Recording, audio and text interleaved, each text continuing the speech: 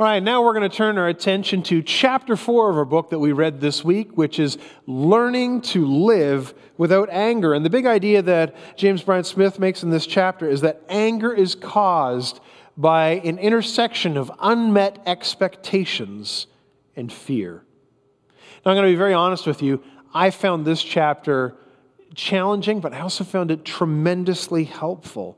Because I think what he does in this chapter is he goes at the very root of why it is that we struggle with anger, in particular, what he calls meditative anger. Not necessarily that reflex when you stub your toe when you get angry at the step, but that kind of anger we have when a situation is unfolding and we kind of persist or sit or reflect or journey through that anger inside of our mind. And I think why he does this so well is he kind of gets at something that's very true. As I reflected on the chapter, what came to me is I realized that we are expert storytellers, all of us. You know, when we come into situations, we are very good at creating narratives and stories to explain our situation. He uses the example in the story of the book about somebody who's late for a lunch appointment. So when we're sitting somewhere and somebody's late, what do? We start to tell ourselves a story. What's going wrong? What's happening? You know, we start to have conversations in our head. We say, what would happen if I told somebody what I really thought about a situation that I disagree with them? And then we kind of have this imaginary dialogue in our head. Or we try and say, what would happen even if I brought good news? What would happen if I won the lottery? And how many people have said, what would happen if I got into a windfall of money? Well, I'd buy this and I'd do this. And these are the things I'd do. And I'd imagine this. Because when we are left to ourselves, we are amazing storytellers. And that's one of the beautiful things that God has given us. That's why he communicates so much of his truth through the stories of the Old Testament and through the stories of his people. Because we connect to stories. We love stories. That's why the movie industry is a multi-billion, trillion-dollar industry. Because we as humans are story lovers and storytellers. But here's the thing. Depending on our temperament, our experience, our hopes, and our fears, these shape the internal stories we tell ourselves. And the question that we need to ask, in particular when we find that we are telling ourselves stories that bring us to places of anger, are we telling ourselves stories that are true?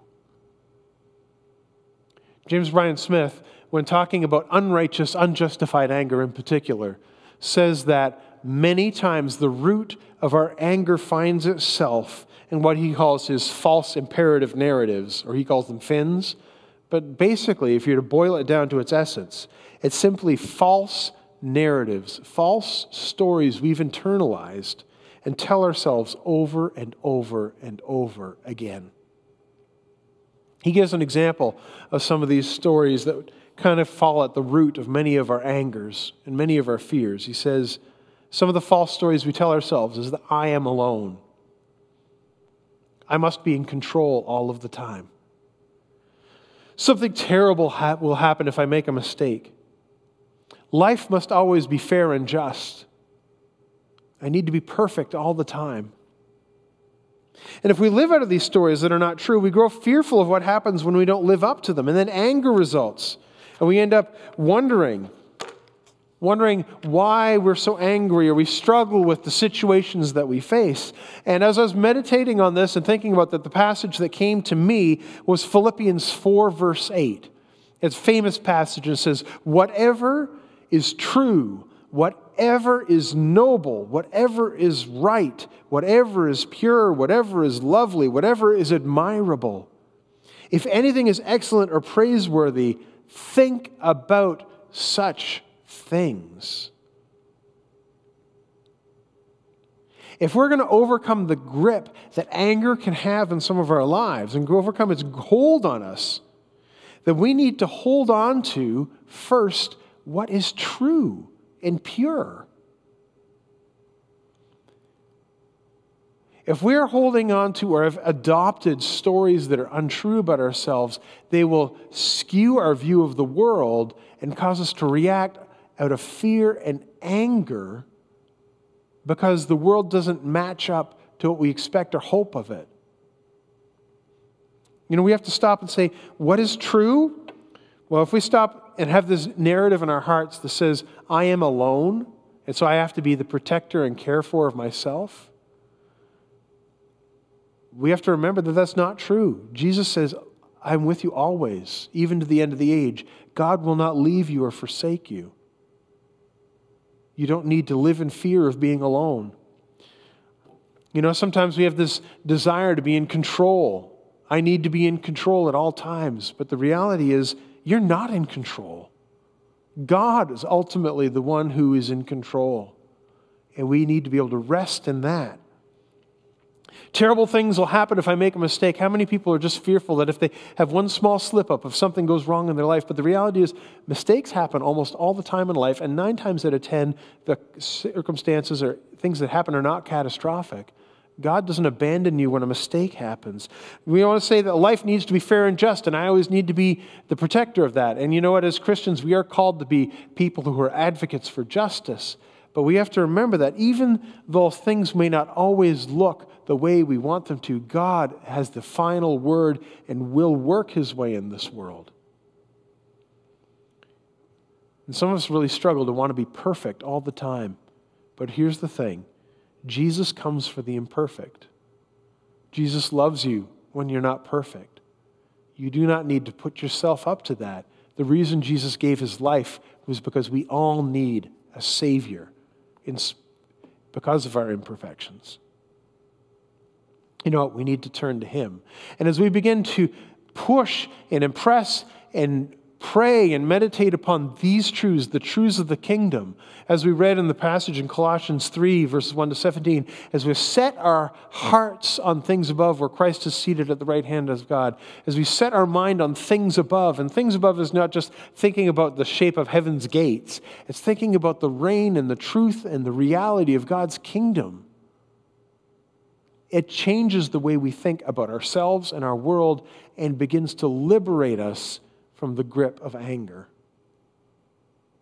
Now, also inside of the book, James Bryan Smith does talk that there is such a thing as righteous anger.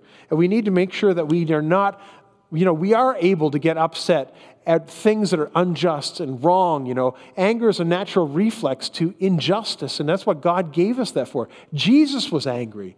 Jesus was angry at the religious leaders when they're oppressing people and the things were happening in the temple, and He had the authority and the right to do something about it. And we need to look and say, where has God given us the power to pull and change the levers of our world to make it more in tune with the kingdom values He's called us to embrace? But as we do that, here's where we have to be careful. If we're not paying attention, we can allow that very same anger about injustice transform itself into a foothold for the enemy to ensnare us in bondage to anger. It's not mentioned in the book, but a passage that really struck my heart when I was thinking about this was Ephesians 6, verse 12, where it says, "For our struggle is not against flesh and blood, but against the rulers, against the authorities, against the powers of this dark world, and against the spiritual forces of evil in the heavenly realms." And what Paul is saying in this passage very clearly is that our enemy is not flesh and blood. The issues that need to be the focus of our anger are not people, but they're the injustices. Jesus calls us to love our enemy. There can be people who are doing horrible things, but God, our battle is bigger than a person. Our battle is against even the bondage and deception that would cause evil to reign in the hearts of men and women. And so we have to be careful that we don't allow our righteous anger against injustice to become channeled on a person or on a group of people, because that will become a foothold in which hate can grow inside of us and anger will flourish. You know what? I'm going to be very honest with you, and maybe you're like me as well. I find myself that I have anger that I deal with in my life, and I found this chapter super helpful. In my area, my desire is not that so much I feel alone or abandoned, I don't believe, but sometimes I feel a need to be able to maintain order and control. And as this week I stopped, and when I would feel anger come up at different points in my life, I would say, Lord, I am not the one who needs to be in control. I'm going to trust you to help me with this. And it actually did a huge thing in dissolving some of the anger and issues I had in my own heart. I encourage you, really meditate on what he's getting at. There's some powerful stuff inside of here. But one thing I do want to say, and this is just a comment, is as I was preparing for this session as well, I took some time to go and read Jesus' passage from the Sermon on the Mount. And as I was reading that, I noticed that there's something that James Bryant Smith didn't address in the book, and I don't say that to be critical. I've never written a book. I've never had to deal with editors or constraints. And honestly, I think the item I'm going to mention right now is likely what's going to be addressed in our next book, The Good and Beautiful Community, because it has to deal with relationships. But just as I know we want to try and base ourselves out of living under the Sermon on the Mount, I wanted to take a moment just to look at what Jesus said in the passage where he does talk about anger, but to look at the specific point that Jesus specifically addresses that we don't deal with in this particular chapter, because you might want to think about it this week too. Let's read Matthew 5, verses 21 to 26. It says, "You have heard it was said to the people long ago, 'You shall not murder, and anyone who murders will be subject to judgment.' But I tell you that anyone who's angry with a brother or sister will be subject to judgment. Again, anyone who says to a brother or sister, 'Raka,' is answerable to the court. And anyone who says, 'You fool,' will be in danger of the fire of hell. Therefore, if you're offering your gift at the altar, and remember that your brother or sister has something against you, leave your gift there in front of the altar. First go and be reconciled to them, then come offer your gift.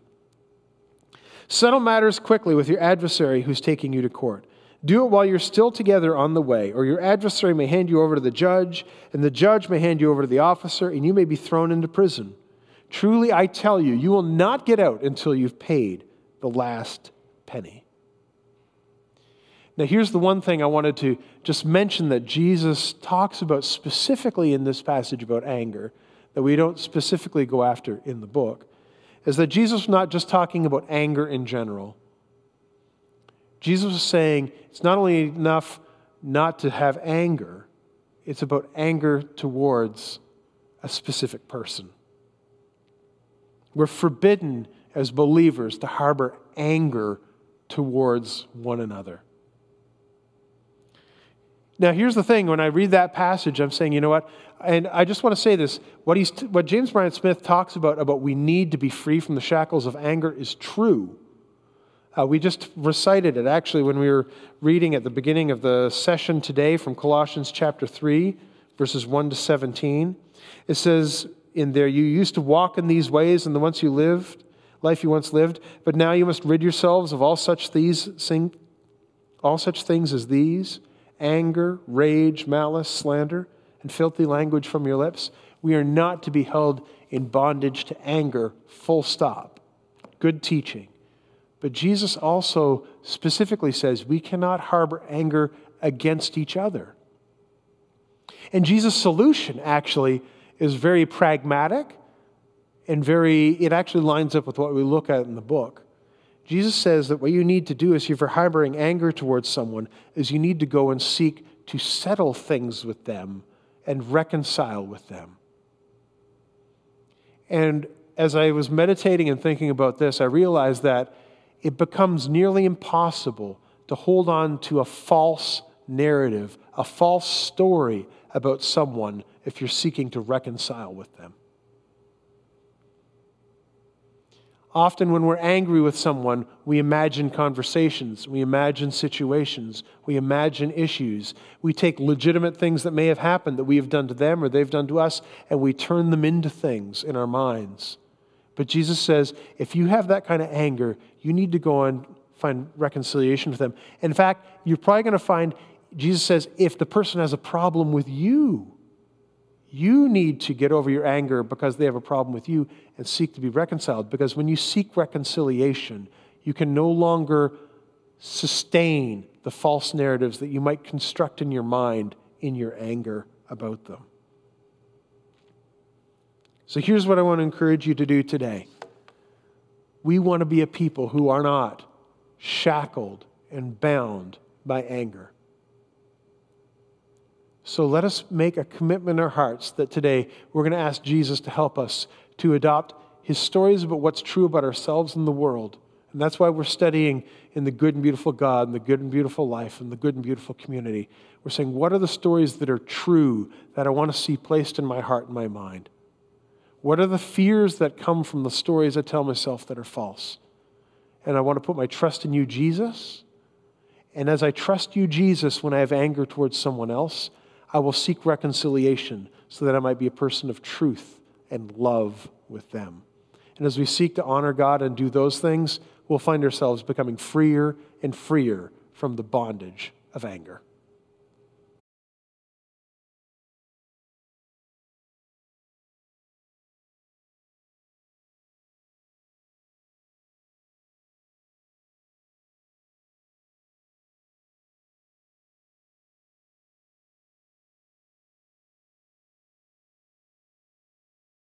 So this week's spiritual practice is something that you're going to want to give a little bit of time and thought and planning to. In fact, you might even need to have some conversations with the people in your house if you want them to participate with you.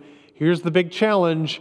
We want you to take a 48-hour, 2-day media fast. Now what that means is no radio, no TV shows, no video games. Here's the other one. No MP3 players, turn off the music. In the book, they even suggest, getting rid of magazines, reading articles on the internet. Now, I'm going to just be honest. Some of you are saying, whoa, Chad, this sounds crazy. Did you not know I'm stuck at home in a pandemic? And I get that. I get that entirely. And here's the other thing I want to just address. Some of us are required by the nature of our jobs, if you wanted to do this through the week, you might need to be able to use your telephone or to have a Zoom call conference or do your work like emails for work that way. But I'm going to just tell you the truth. In my own life, sometimes I find in certain times of the day when I'm doing my work, I want to try and quickly catch a glance over at the news, or I want to quickly catch a glance over at YouTube, or I want to quickly catch a glance over at Facebook. And there's almost like this magnetic pull to go to those places. So if you have to use your computer for work, that's your work, that's fine, but what would it be like if you didn't scratch the itch of those other places during that time? You know what? In the book, they talk about how there was one gentleman who was doing this kind of thing, and he says, it was one of the hardest things I've done to go off Facebook for 2 days. And the question I just mentioned about that is, here's the thing. I don't think we appreciate how much background noise we fill our lives with from media. I actually was watching a YouTube video last night. It was by a young man who's a video blogger, a vlogger, and does all that stuff. And he said, I'm going to turn my phone off for 48 hours. That's what I'm going to try doing. And so the only thing he had with him, he booked himself in an Airbnb. He went somewhere different, was alone. He only used a camera. He had a regular camera to record himself so he could do his reflections on it. But he didn't have his phone for 48 hours, and he said he was just struck by some of the changes that came in him. First of all, he felt a tremendous sense of relief when he turned it off at first. And then he also realized he was more attentive, and he noticed the people around him on the street saying hello to people that he normally wouldn't talk to when he was on the street. When he was in a restaurant, he was really struck. He said, you know what? I don't think I've just sat and waited for food without a screen in front of me for years. It just struck him how attentive he became to his surroundings. Then also, he started to feel a little anxious as the time came for it to come back on. It was an interesting experience, and I say all that to say this. If the first reaction we have, put aside whether or not you need to use it for work, but if the first reaction we have when we hear the words, go offline, don't have media, don't be on Facebook, don't be on Instagram, don't be on TV, don't listen to the radio, maybe read a book, but don't go after magazines and short form stuff, don't read the internet, don't listen at the 2:30 news conference for the COVID numbers for the province of the day. If giving that up for 48 hours causes us to react like, how on earth is that possible? The question might want to come for us to reflect on is, are we truly free if we don't feel like we can be free of that for 2 days? And it's not to say those things are bad in and of themselves, but here's the thing. We need to renew our mind and say that I will not be under the dominion of anything, including media. So it's a challenge. And I know some of you will find this very challenging. In fact, I'm wondering how I'm going to implement it in my home or my life. I'm going to have to talk to my family about my desire to try and do this for 48 hours, to think about how, when I get the itch to go check and see the latest little red dot on Facebook or Instagram, how I can put that aside. But I think there's something potentially really freeing if we begin to just give ourselves that space. Reflect on it. Give it a try. Note how you feel. What do you observe? What is different if you participate in a 48-hour media fast? So that's our challenge for this week. It's a unique time to be doing that, but I really encourage you to give it a shot. So next week, here's what you need to do. We need to read chapter 5 of the book, which is actually called Learning to Live Without Lust. Really interesting chapter. You're going to enjoy it. And also our spiritual practice for the week, which is a 48-hour media fast. Looking forward to seeing you back here next Sunday. And God bless. I pray that you have a tremendous week.